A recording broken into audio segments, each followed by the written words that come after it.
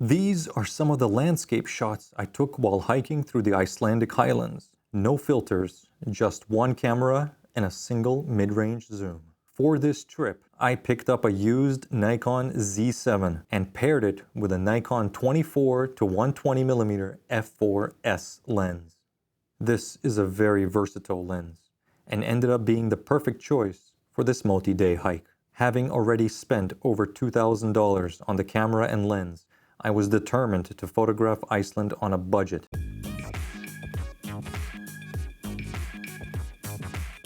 After landing, I had an afternoon to explore Reykjavik. It's a small, charming city. The main landmark is the church. For about $10, you can take an elevator to the top for a full panoramic view. Perfect spot to test the lens. Early the next morning, I caught the Highland bus to Laugavegur, the start of the trail. These shots were taken from inside the bus as we drove through the countryside. The dynamic range from the Z7's RAW files blew me away. When we got to the trailhead, it was a mess. Heavy rain had flooded the rivers, and the trail was closed. The winds were so strong, I didn't even attempt to pitch my tent. Luckily, there were some cancellations at the hut, so I ponied up the €100 to grab a last-minute spot. These are usually booked way in advance. Wind gusts that night hit 80 kilometers per hour. By morning, things had improved, but the trail was still closed. Luckily, this area has some of the best day hikes in Iceland. I teamed up with a couple other hikers and we tackled the Blue Peak Trail, about an hour and a half up and another hour down. The main hike hadn't even begun, and I already understood why Iceland is called landscape photography on easy mode. Now, I'm far from a professional landscape photographer, so I hope you'll come check out the Highlands for yourself. My photos do not come close to showing just how magical this place is. Weather in the Highlands can change in minutes. I kept the lens hood on the whole trip and added a high-quality UV filter to protect from wind and rain. The next day, the trail finally opened. Everyone was eager to begin. The hike itself isn't too hard if you're reasonably fit. The real challenge is not stopping every 15 seconds to take another photo. The scenery starts right from the first 50 meters of this 55-kilometer trail.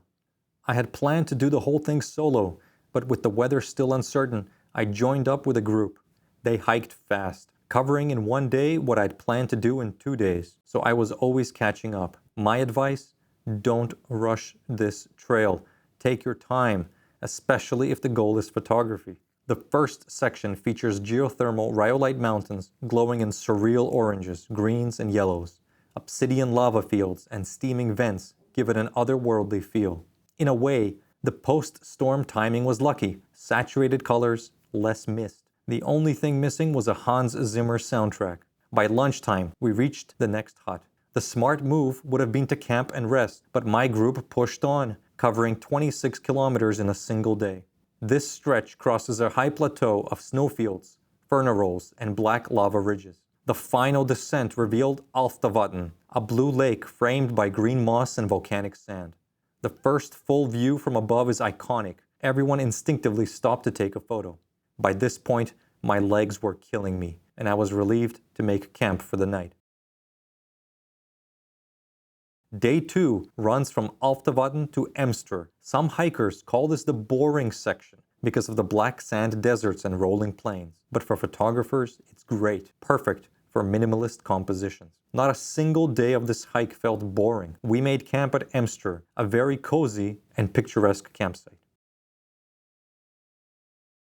Day 3 was the easiest and marks the end of the main Laugavegur trail. Most of my group headed back to Reykjavik, but I stayed a couple days in Thorsmark to rest and explore the area before continuing. The highlight was the Valanukur panorama near my campsite at Langidalur, the quintessential Thorsmark view. This hike is just 30 minutes to the summit. The 24 to 120mm lens close focus ability meant I could get some nice forest close-ups as well. I also spent one night at the Bazar campsite nearby. There are many day hikes here, and I was surprised to see so few people on the trails. Jagged rocks, glacial views, rugged compositions, a preview of what would come next. That night, I woke up at 3 a.m. for an emergency bathroom visit and was greeted by a celestial light show instead. I scrambled to set up my tabletop tripod on a picnic table. Not my proudest composition, but a great reminder. If you plan to shoot the night sky, pick your compositions before it gets dark. This trail, often added to the Laugavegur Trail, is less famous, but for photographers, maybe even better. Day 1 is all uphill. You climb steeply between the glaciers, the two unpronounceable ones. Plenty of opportunities to get valley shots of Torsmork one last time. It was surreal being almost at eye level with a glacier. Sudden fog would have made navigation here tricky. Still, the trail is very well marked, so I never felt unsafe. My campsite was next to Baldvinskali hut. The ground was extremely hard, and it was a mission staking down the tent. The wind was strong, but I resisted the urge to pay 100 euros for a spot inside the hut. Instead, I deployed every guy line I had and hoped for the best. By the time I crawled into my sleeping bag, I was too tired to care whether the tent would survive the night. The hut's location is perfect for sunrise or sunset shots, and from there you can finally see the ocean. The final day was pure delight, all downhill. You could run it in a few hours, but I took my time. The trail transitions from volcanic plateau to lush canyon, following the Skoga River. Over 20 waterfalls line this gorge, perfect for handheld long exposures. I shot most at 1/20th of a second, which gives texture without the overly smooth look. For safety, I took 3 shots at a time and chose the sharpest one later. It was very sunny that day. Great for hiking, not so great if your goal is to take moody landscape shots. By the time you reach the bottom, you're back in tourist country. Crowds, buses, and the infamous Skogafoss. Ideally, I'd have shot this at sunrise with no one around, but I had a bus to catch back to Reykjavik. I recommend taking the 4:30 p.m. public bus back. Just don't be late because there's only one per day. The bus ride itself was like a mini tour of southern Iceland and was a perfect conclusion to the hiking. The Z7 and 24-120 are about as close to a perfect hiking landscape setup as you can get. Without changing lenses, you can go from wide vistas to compressed telephoto shots. 24mm at f4 even works for basic astrophotography. Do you need 45 megapixels? Not really. I could have easily just taken a 24 megapixel camera instead and saved a lot of cash. But I make these purchases so you don't have to. For landscape work, especially with today's upscaling tools, 45 megapixels is overkill. The 24-120 lens might be overkill too, because I was mostly shooting at f8 or f11 anyway. Many might go for a lens such as the 24-200 instead, but I love the sharpness, build quality, and consistent results. It's nice knowing that your lens is tack sharp at all focal lengths and all apertures, so you can just worry about the composition and the light.